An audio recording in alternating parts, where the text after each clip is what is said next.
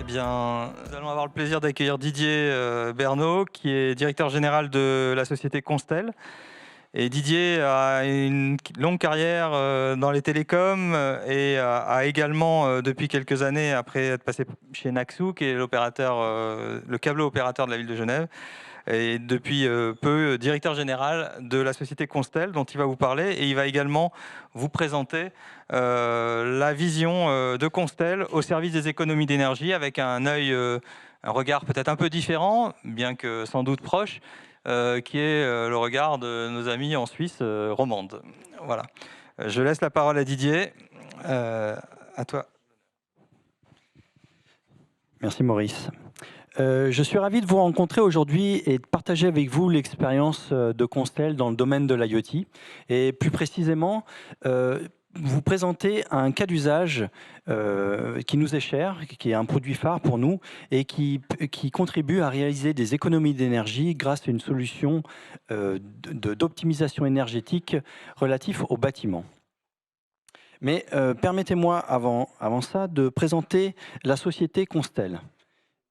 Qui est Constel? Constel, c'est une société spécialisée dans l'IoT qui œuvre en Suisse romande.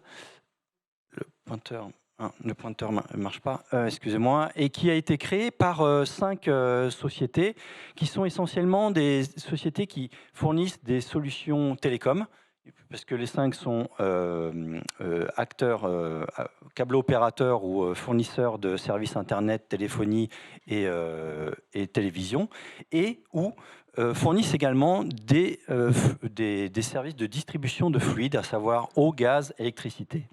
Dans le cadre de cette coopération, la société Constel aujourd'hui propose des solutions IoT dans différents domaines. Nous pouvons répondre à tout type de domaines, typiquement la santé, le transport ou autres, mais nous sommes essentiellement spécialisés dans les domaines du Smart City, Smart Building, Smart Energy et Smart Metering, pour répondre aux besoins, de nos actionnaires, mais également des clients de nos actionnaires. Quelle est aujourd'hui la proposition de valeur de la société Constel? Constel est présent sur toute la chaîne de valeur, à savoir précisément qu'elle est capable aujourd'hui de proposer des solutions, des capteurs, à l'ensemble. Comment on revient? Voilà. Elle est capable aujourd'hui de proposer des solutions, des capteurs à l'ensemble de nos clients, également des installer si besoin, mais surtout, elle est capable de transporter la donnée au travers de son propre réseau, LoRa, que nous avons développé sur la partie suisse romande. En effet, avec l'appui justement de Vertical M2M, notre collaboration a commencé en 2017, nous avons développé sur la région de Suisse romande un réseau IoT basé sur la technologie LoRa qui nous permet de collecter les données et de les stocker dans nos data centers localisés sur Genève. Par rapport à nos clients, nous pouvons ensuite distribuer les données directement chez nos clients, mais également nous proposons une couche applicative qui permet à l'ensemble de nos clients de pouvoir piloter ces données, de jouer avec un certain nombre d'outils de valorisation de données, d'outils de supervision et éventuellement de monitoring aussi de différents équipements. Aujourd'hui, Constel répond également à des solutions qui permettent de répondre aux enjeux de demain. En effet, nous savons tous que les ressources, l'eau, l'électricité et le gaz sont des ressources aujourd'hui qui nous sont, à nous, indispensables, mais qui sont limitées en quantité. Nous devons donc en faire un usage efficace et être à même de correctement gérer ces ressources. Constel propose des solutions. Je ne vais pas détailler l'ensemble de ces solutions aujourd'hui. Je vais plutôt me focaliser sur la solution relative aux consommations de gaz. Mais il faut savoir que Constel est à même aujourd'hui de répondre aux besoins même de la gestion de l'eau avec des détections de fuite, d'anomalies de consommation. Et il en est de même pour l'électricité où, par exemple, un cas d'usage assez intéressant qui est venu de la Suisse avec une législation qui a changé cet hiver avec les problématiques mondiaux, qui a été de restreindre l'accès à l'énergie en cas de problématiques de distribution d'électricité. En effet, la Confédération a mis en place un plan qui s'appelle le plan Austral, qui oblige les grands consommateurs à réduire ces consommations de 20% pour le meilleur des cas, et potentiellement de couper, si c'était nécessaire, la distribution d'électricité. Donc dans ce cadre-là, Constel a été mandaté pour trouver une solution de supervision de l'ensemble des consommations énergétiques de ces grands consommateurs. Non pas au niveau du compteur d'introduction, au niveau de l'introduction générale d'électricité, mais au niveau de chaque consommation de tous les équipements qui constituent un bâtiment ou une usine ou une chaîne de production d'un client. Donc on a mis en place un certain nombre de capteurs qui permettaient de faire une sorte de sous-comptage et de classifier les plus gros équipements, les plus énergivores, et qui permettraient de identifier correctement les stratégies à aborder pour chacun des clients, de mettre de côté les équipements qui avaient plus des fonctions de confort au regard des équipements qui étaient stratégiques pour les activités de chaque entreprise. Comme je vous le disais, Constel propose aujourd'hui une solution d'optimisation de la consommation énergétique, notamment celle du gaz. Alors, quelle est cette solution de performance énergétique? C'est une solution qui va permettre d'optimiser la consommation du système de chauffage des bâtiments. Donc on en parlait, Maurice en parlait il y a quelques instants. Effectivement, l'époque, les exemples concrets de réalisation sont très importants à ce stade de l'avancée de l'IoT pour montrer les résultats concrets de réalisation. Donc c'est ce que je vais faire aujourd'hui. Donc on va rentrer dans je vais vous montrer précisément des exemples d'extrapolation d'analyse de données qui va permettre l'optimisation d'un système de chauffage d'un bâtiment. Tout d'abord, le contexte. Comme on le sait, 40% des économies d'un pays concernent finalement la consommation de systèmes de chauffage des bâtiments. Cette consommation représente 30% des émissions de CO2. La globalité d'un parc immobilier français a été construit principalement avant les années 90. Et le taux de rénovation actuel est d'environ 1%, ce qui signifie qu'il faudrait à peu près 100 ans pour rénover l'intégralité d'un parc. Or, la législation sur la transition énergétique, dont l'objectif est à l'horizon 2030, nous laisse très peu de temps, nous laisse pas cette centaine d'années pour arriver à ces objectifs. Qui impose, quels sont ces objectifs? Une diminution de 40% des émissions de gaz à effet de serre et une diminution de 30% de la consommation d'énergie fossile.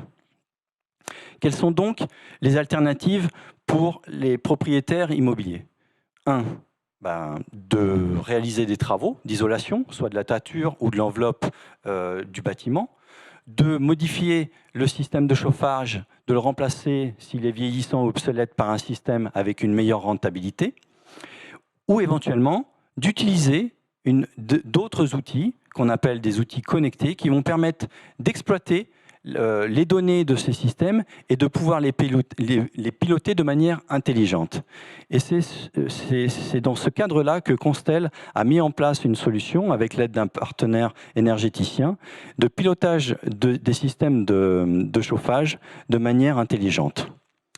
Comment ce système fonctionne? Ce système, concrètement, c'est un boîtier connecté qui est positionné et connecté à un système de chauffage. Il est compatible avec tous les systèmes de chauffage existants, qu'ils aient un régulateur avec automate ou sans automate, que ce soit un système avec une chaudière mazout, système gaz, chauffage à distance ou même avec un système solaire. Ce boîtier va être positionné et va écouter le fonctionnement, va analyser le fonctionnement de l'immeuble au regard de plusieurs paramètres. Le premier paramètre, c'est les prévisions météorologiques. On va envoyer les données météorologiques au boîtier et lui fournir d'autres informations qui sont des informations temps réel de différents capteurs. Le premier capteur, c'est les capteurs de température, quelques capteurs de température qui seraient positionnés dans l'immeuble, dans différents logements. D'autres capteurs concernent des capteurs de relevé de compteurs électrique ou d'énergie, pardon, parce que ça peut être du mazout, du gaz ou même électrique.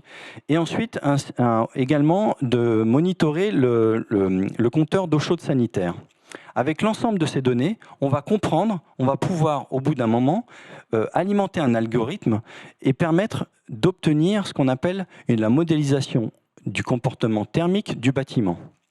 Ainsi, à partir d'une certaine période, c'est-à-dire qui s'échelonne environ entre 3 et 6 mois, ça dépend si pendant cette période on arrive à avoir toutes les températures usuelles d'une période de chauffe, c'est-à-dire entre 0 degré et à peu près 17 degrés, nous allons pouvoir comprendre comment se comporte le bâtiment et avoir une connaissance précise de l'inertie de ce bâtiment. Ainsi, nous saurons si, avec une prévision météorologique qui annonce une baisse de température, au bout de combien de temps cette baisse de température va se répercuter dans les logements. Et inversement, si les prévisions météorologiques annoncent une présence d'un apport calorifique solaire, on va pouvoir savoir que d'ici 2 heures, la température, le soleil va taper sur une face du bâtiment et apporter un apport calorifique solaire. Ainsi, vous l'aurez compris, on va pouvoir comprendre et éviter les gâchis de consommation qui sont complètement inutiles, soit parce que le bâtiment se comporte suffisamment bien, il n'a pas besoin de chauffer à un moment donné parce que l'apport calorifique solaire va pouvoir compenser le système de chauffage, ou simplement parce que l'apport calorifique solaire dans la journée est suffisamment important pour permettre de maintenir une température suffisamment confortable dans les logements. Ce système qui est mis en place s'appuie sur des capteurs qui vont permettre également d'obtenir un certain nombre d'une supervision en temps réel de tout bâtiment. On va pouvoir y détecter des pannes à distance, on va pouvoir conserver, analyser le fonctionnement de tout type d'équipement dans un bâtiment. C'est ce qu'on appelle la solution aujourd'hui Smart Building. Alors aujourd'hui, quels sont les résultats par rapport aux différentes installations que nous avons en cours sur nos bâtiments? Pour un bâtiment moyen, environ 15-20 logements, l'impact sur la réduction des impacts environnementaux est d'environ 2,5 tonnes de CO2 par bâtiment.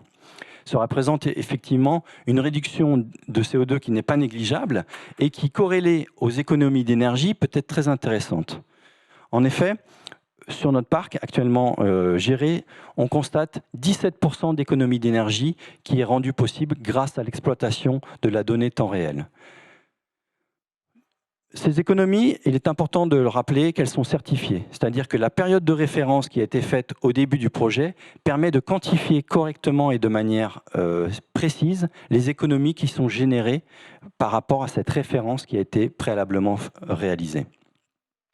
Ensuite, ce qu'il est intéressant aussi de mentionner, c'est que cette solution peut être proposée à tout type de client, même si celui-ci ne souhaite pas financer cette installation. En effet, nous avons mis en place un système qu'on a appelé le contrat de performance énergétique qui permet d'autofinancer la mise en place de l'installation et ainsi permettre à tout type de propriétaire de bénéficier d'une telle technologie sans apport initial.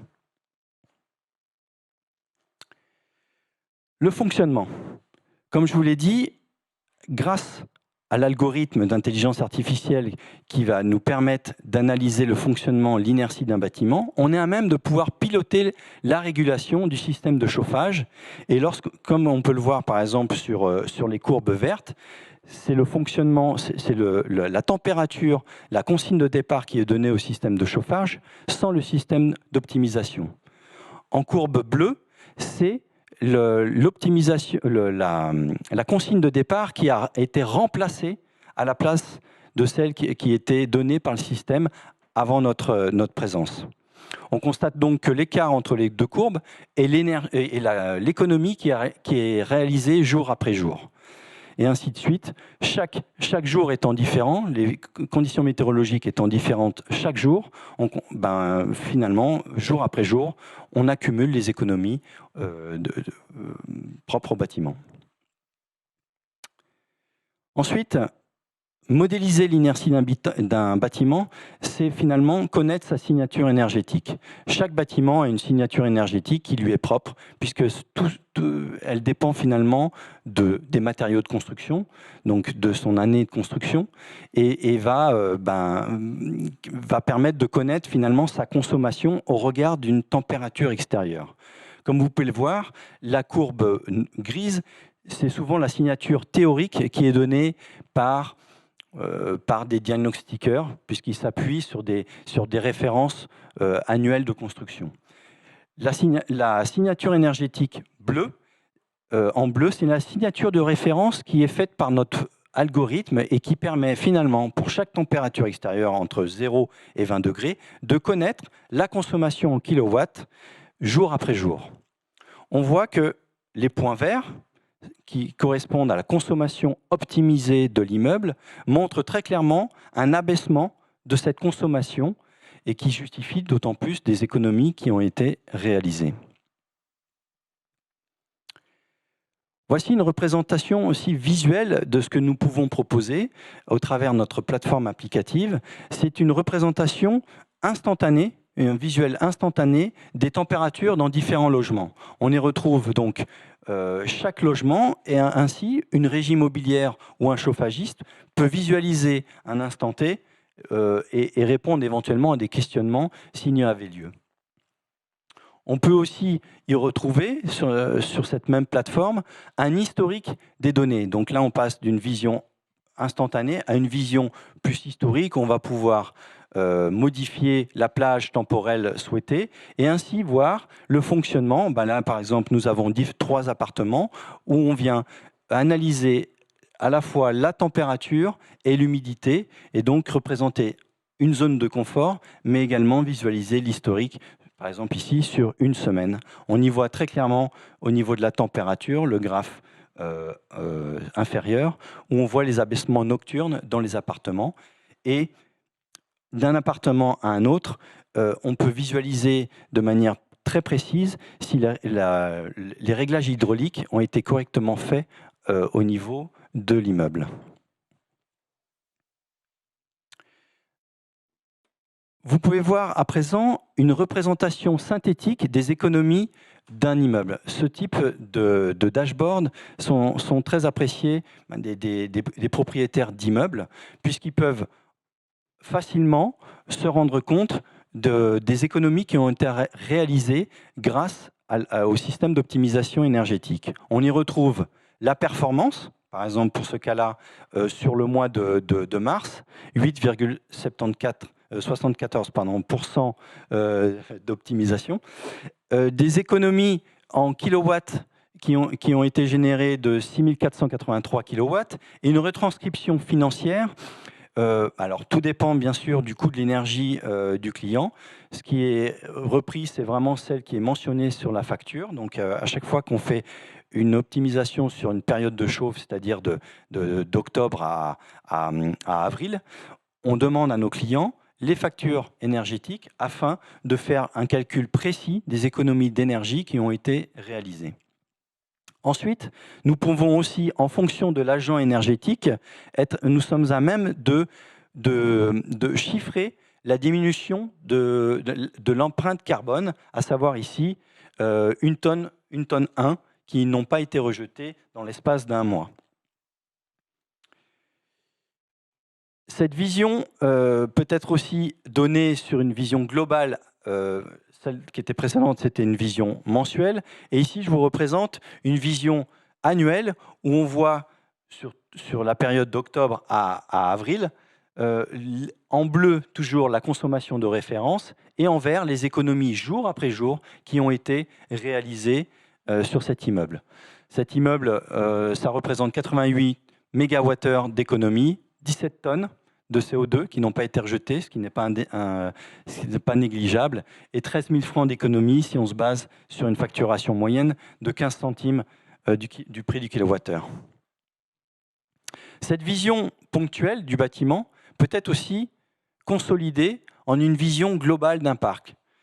Généralement, quand certains de nos clients, lorsqu'on leur présente une analyse d'un immeuble, ils aiment se projeter sur une vision complète d'un parc. Donc j'ai voulu vous représenter par exemple ici une analyse de 59 bâtiments et l'analyse qui est faite à ce client où on retrouve donc les consommations énergétiques de l'ensemble de ces bâtiments.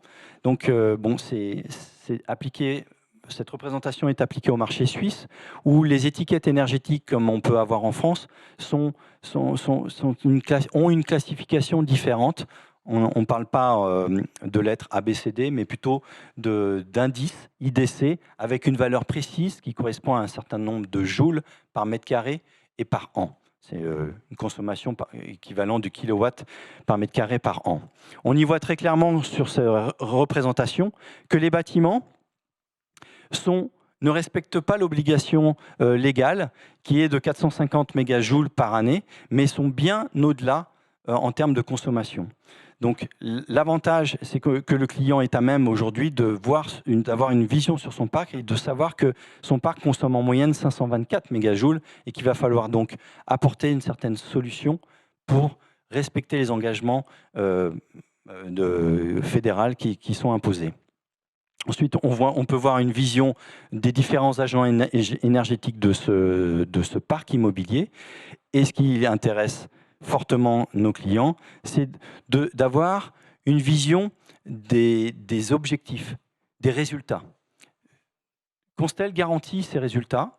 À chaque fois que nous rencontrons nos clients, nous sommes à même de confirmer, d'annoncer sur contrat les engagements que nous sommes prêts à faire, à savoir réussir pour 59 bâtiments à économiser presque 2000 MWh, et ce qui représenterait une économie quasiment de 300 000 francs ou 300 000 euros, la parité de la monnaie étant actuelle. Alors, au-delà de ces économies qui sont réalisées, de la diminution de l'empreinte carbone, il y a d'autres avantages à la mise en place d'une solution IoT. Bien évidemment, tout capteur IoT va permettre de monitorer les installations techniques, va permettre également d'améliorer les réglages, va permettre aux chauffagistes de détecter des pannes, d'optimiser leurs déplacements.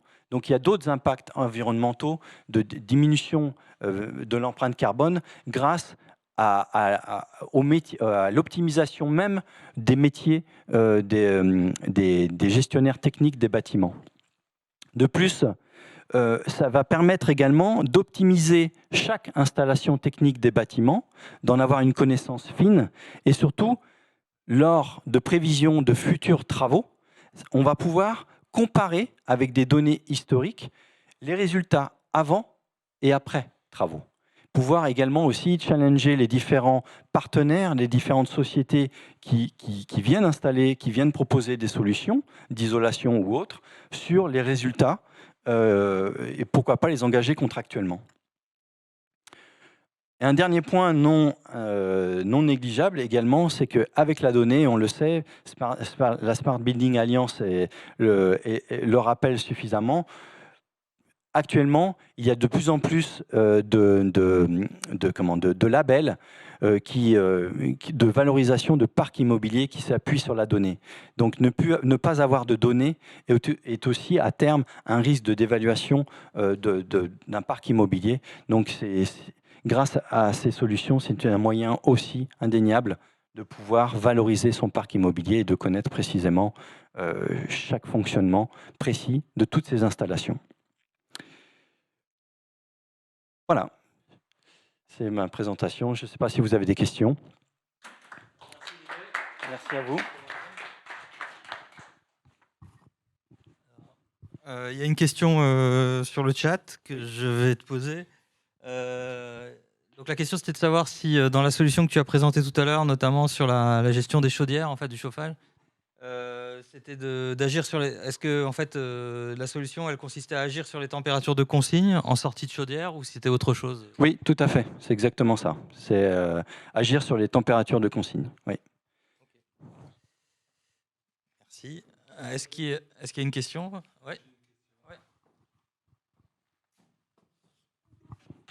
Merci. Bonjour, bravo pour votre présentation. Merci. Une petite question que je voulais vous poser, c'est à un moment donné, effectivement, là, Maurice vient de dire, vous agissez sur les valeurs de consigne en sortie de chauffage. Oui. D'accord. Et vous dites à un moment donné, c'est vrai qu'on peut régler ces températures de consigne par cet algorithme. Et par contre, dès qu'on a un peu de chaleur de l'extérieur, à ce moment-là, la valeur de consigne peut être rebaissée. Oui, elle est ajustée toutes les 15 minutes en fonction des prévisions météorologiques. Voilà. Tout à fait. Par contre, quand on est dans un immeuble avec une façade sud, une façade nord, que le soleil généralement tape sur les façades sud, à ce moment-là, la valeur de consigne risque de baisser. Parce que, et alors, quid des gens qui sont au nord ?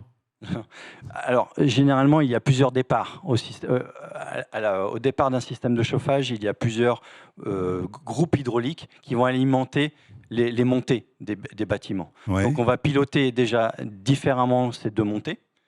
Et effectivement, on va prendre en compte les faces et l'apport calorifique. L'orientation du bâtiment est prise en considération par rapport justement aux réglages qui vont être faits. D'accord. Et tous les capteurs, vous les mettez dans chaque appartement ? Non.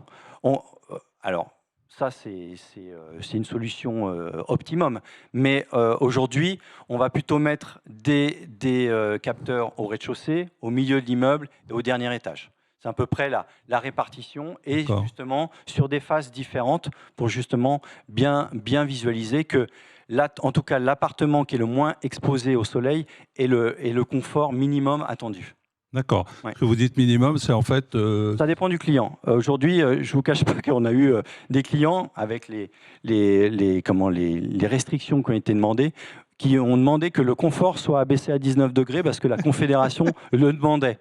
Et ça a été remonté à 20 degrés. Donc, ce qui est bien, c'est qu'on peut aussi le piloter à distance et augmenter la température de confort. Mais en règle générale, ce qu'on nous demande, c'est de maintenir à 21 degrés. D'accord. Et l'avantage, c'est qu'on arrive à savoir, avec une prédiction à 7 heures à l'avance, que cette température sera maintenue dans les appartements. D'accord. Et est-ce qu'en Suisse, il y a des répartiteurs de frais de chauffage ? Alors, vous dites un décompte de charges précis par appartement ? Oui, bien sûr, avec des clés de répartition. Donc avec des répartiteurs ? Oui, tout à fait. Alors, pas physique, hein. C'est pas des répartiteurs physiques. C'est des clés de répartition que les... Oui. Ça, c'est par rapport à ce qu'on fait. Mais là, c'est vraiment sur le chauffage avec la notion de répartition des frais de chauffage. C'est-à-dire qu'on met des systèmes, des IFC. Oui, tout à fait. D'accord. Ouais. Merci. Merci à vous.